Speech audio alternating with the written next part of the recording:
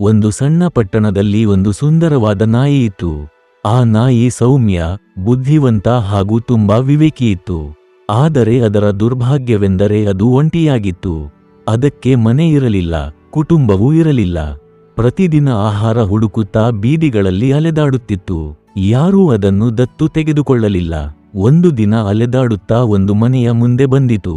ಅಲ್ಲಿ 2 ವರ್ಷದ ಒಂದು ಪುಟ್ಟ ಬಾಲಕ ಆಟವಾಡುತ್ತಿದ್ದ.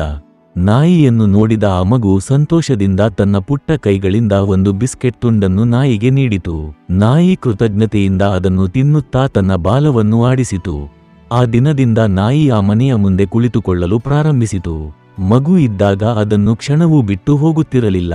ಮಗು ಹೊರಗೆ ಬಂದಾಗಲೆಲ್ಲ ನಾಯಿಯು ಜೊತೆಗೆ ಆಟವಾಡುತ್ತಿತ್ತು ಮತ್ತು ಮೌನವಾಗಿ ಕಾವಲು ಕಾಯುತ್ತಿತ್ತು. ಮಗು ಪ್ರತಿದಿನ ನಾಯಿಗೆ ಆಹಾರ ಹಂಚಿಕೊಳ್ಳುತ್ತಿತ್ತು. ಈ ಬಾಂಧವ್ಯವನ್ನು ಕಂಡ ಪೋಷಕರು ನಾಯಿಗೆ ಆಹಾರ ನೀಡಲು ಪ್ರಾರಂಭಿಸಿದರು ಮತ್ತು ಮಗುವಿನ ಬಳಿ ಇರಲು ಅನುಮತಿ ನೀಡಿದರು. ಹೀಗೆ ತಿಂಗಳುಗಳು ಕಳೆದವು. ಒಂಟಿಯಾದ ನಾಯಿ ಕೊನೆಗೂ ಪ್ರೀತಿಯನ್ನು ಕಂಡುಕೊಂಡಿತ್ತು. ಒಂದು ದಿನ ಕುಟುಂಬವು ತಮ್ಮ ಮಗನ ಹುಟ್ಟುಹಬ್ಬವನ್ನು ಆಚರಿಸಲು ಕಾಡಿನ ಪ್ರದೇಶಕ್ಕೆ ಒಂದು ಚಿಕ್ಕ ಪ್ರವಾಸವನ್ನು ಯೋಜಿಸಿತು. ಅವರು ಕಾಡಿನ ಬಳಿ ಒಂದು ಕಾಟೇಜ್ ಬುಕ್ ಮಾಡಿದರು. ನಾಯಿ ಅಲ್ಲಿಗೂ ಮಗುವಿನ ಜೊತೆಗೆ ಹೋಯಿತು. ಹುಟ್ಟುಹಬ್ಬವನ್ನು ಸಂತೋಷದಿಂದ ಆಚರಿಸಲಾಯಿತು. ಮುಂದಿನ ದಿನ ದೊಡ್ಡವರು ಕೆಲವು ಗಂಟೆಗಳ ಕಾಲ ಕಾಡಿನೊಳಗೆ ಹೋಗಲು ತೀರ್ಮಾನಿಸಿದರು.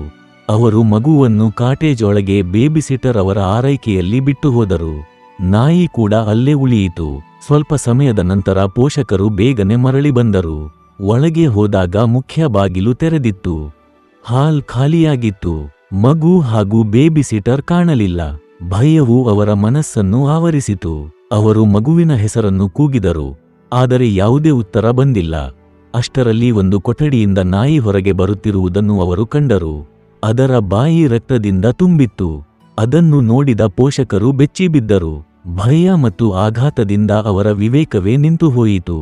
ಆ ಕ್ಷಣದಲ್ಲಿ ಅವರು ಭಯಾನಕ ನಿರ್ಧಾರಕ್ಕೆ ಬಂದರು. ನಾಯಿ ಮಗುವನ್ನು ಕೊಂದಿರಬಹುದು ಎಂದು ಭಾವಿಸಿದರು. ಕೋಪ ಮತ್ತು ಭಯ ಅವರ ತೀರ್ಮಾನವನ್ನು ಕುರುಡಾಗಿಸಿತು. ಮಗುವಿನ ತಂದೆ ಬಾಗಿಲಿನ ಬಳಿ ಇದ್ದ ಒಂದು ದಪ್ಪ ಕಡ್ಡಿಯನ್ನು ನೋಡಿ ಸತ್ಯ ತಿಳಿಯದೆ ಅದನ್ನು ಎತ್ತಿಕೊಂಡು ನಾಯಿಯ ಮೇಲೆ ದಾಳಿ ಮಾಡಿದರು. ಕೋಪದಲ್ಲಿ ನಾಯಿಯನ್ನು ಹೊಡೆಯತೊಡಗಿದರು. ಒಂದು ಭಾರೀ ಹೊಡೆತ ನಾಯಿಯ ತಲೆಗೆ ಬಿತ್ತು.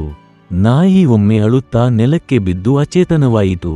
ಅಷ್ಟರಲ್ಲಿ ಬೇಬಿಸಿಟರ್ ಮತ್ತೊಂದು ಕೊಠಡಿಯಿಂದ ಮಗುವನ್ನು ಕೈಯಲ್ಲಿ ಹಿಡಿದು ಓಡಿ ಬಂದರು. ಮಗು ಸುರಕ್ಷಿತವಾಗಿತ್ತು. ಎಲ್ಲರೂ ಕಣ್ಣೀರಿನಿಂದ ನಿಂತು ಹೋದರು. ಬೇಬಿಸಿಟರ್ ನಡೆದದ್ದನ್ನು ವಿವರಿಸಿದರು. ದೊಡ್ಡವರು ಹೊರಗೆ ಹೋದಾಗ ಒಂದು ತೋಳ ಕಾಟೇಜ್ ಒಳಗೆ ನುಗ್ಗಿತ್ತು. ಅದು ಮಗುವಿನ ಮೇಲೆ ದಾಳಿ ಮಾಡಲು ಪ್ರಯತ್ನಿಸಿತು. ಅದನ್ನು ಕಂಡ ನಾಯಿ ಮಗುವಿನ ಮುಂದೆ ನಿಂತು ತೋಳದೊಂದಿಗೆ ಭೀಕರವಾಗಿ ಹೋರಾಡಿತು. ಕೊನೆಗೆ ತೋಳವನ್ನು ಓಡಿಸಲು ನಾಯಿ ಯಶಸ್ವಿಯಾಯಿತು. ಗಾಯಗೊಂಡ ತೋಳ ಭಯದಿಂದ ಓಡಿ ಹೋಯಿತು. ನಾಯಿಯ ಬಾಯಿಯಲ್ಲಿದ್ದ ರಕ್ತ ಮಗುವಿನದ್ದಲ್ಲ, ಅದು ತೋಳದೊಂದಿಗೆ ನಡೆದ ಹೋರಾಟದ ಫಲವಾಗಿತ್ತು. ಕೊಠಡಿಯಲ್ಲಿ ಮೌನ ಆವರಿಸಿತು. ಪೋಷಕರು ನೆಲದಲ್ಲಿ ಮಲಗಿದ್ದ ನಾಯಿಯ ಕಡೆಗೆ ಓಡಿದರು. ಆದರೆ ಆಗಲೇ ತಡವಾಗಿತ್ತು. ನಾಯಿ ಮೃತಪಟ್ಟಿತ್ತು.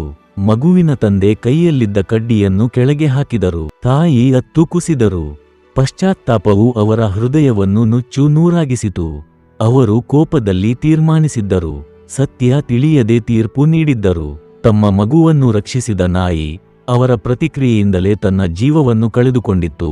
ಮಿತ್ರರೇ, ಈ ಕಥೆ ನಮಗೆ 3 ಮಹತ್ವದ ಪಾಠಗಳನ್ನು ಕಲಿಸುತ್ತದೆ. ಮೊದಲ ಪಾಠ, ಕೋಪ ನಮ್ಮನ್ನು ಕುರುಡನ್ನಾಗಿಸುತ್ತದೆ ಮತ್ತು ಸರಿ ತಪ್ಪನ್ನು ಅರ್ಥಮಾಡಿಕೊಳ್ಳುವ ಶಕ್ತಿಯನ್ನು ಕಳೆದುಕೊಳ್ಳುತ್ತದೆ. ಎರಡನೇ ಪಾಠ, ಪೂರ್ಣ ಸತ್ಯ ತಿಳಿಯದೆ ಪ್ರತಿಕ್ರಿಯಿಸಬಾರದು, ಏಕೆಂದರೆ ಅಂತಹ ಕಾರ್ಯಗಳು ಜೀವನ ಪೂರ್ತಿ ಪಶ್ಚಾತ್ತಾಪವನ್ನು ನೀಡುತ್ತವೆ. ಮೂರನೇ ಪಾಠ, ಲೋಕ ಬಹಳ ಬಾರಿ ಅನ್ಯಾಯವಾಗಿರುತ್ತದೆ. ಯಾರಿಂದಲೂ ಏನನ್ನೂ ನಿರೀಕ್ಷಿಸಬೇಡಿ. ನಿರೀಕ್ಷೆಗಳು ನೋವನ್ನೇ ನೀಡುತ್ತವೆ. ನಿಮ್ಮ ಅಂತರಾತ್ಮಕ್ಕೆ ಸರಿಯಾದುದನ್ನು ಮಾಡಿ, ನಿಮ್ಮ ಕರ್ತವ್ಯ ಮುಗಿದ ನಂತರ ಮೌನವಾಗಿ ಮುಂದೆ ನಡೆಯಿರಿ.